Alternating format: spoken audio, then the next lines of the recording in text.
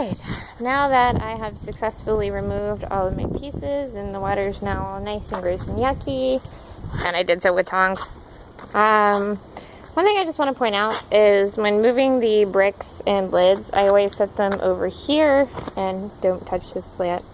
Not because it's bad or anything, just because I like to be nice to the plant and I don't want to burn it.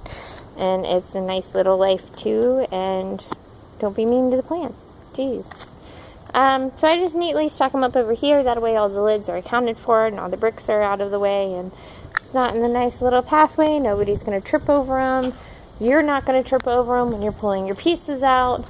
And I do remove all the lids in one go, one shot first. I do all the bricks, then I do all the lids. And then I pull the pieces out and put them in the water. As you can tell, oh no, I'm putting my hand in the dirty water.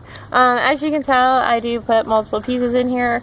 I gently stack them in. I kind of just give them a nice tiny little shake before I dip them in, and then I gently put them in. So now that they've been sitting in the water for a little bit, they are going to be cool enough to take out. You can see possibly, maybe, sort of, where I put glass in here to melt. The glass was successful. When I pulled them out of the kiln, all the glass actually looked white, so I didn't think it was successful. But it looked like a lot of these fired successfully. I don't think I had any broken pieces.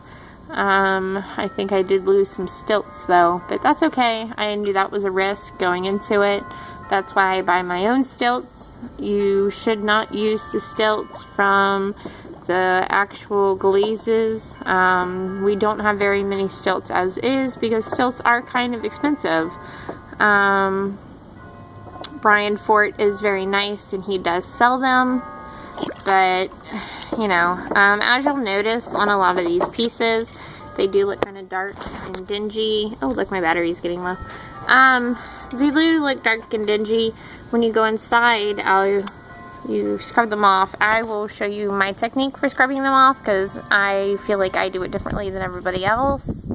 And actually Mike Wetzel was kind enough to show me the scrubbers that he uses.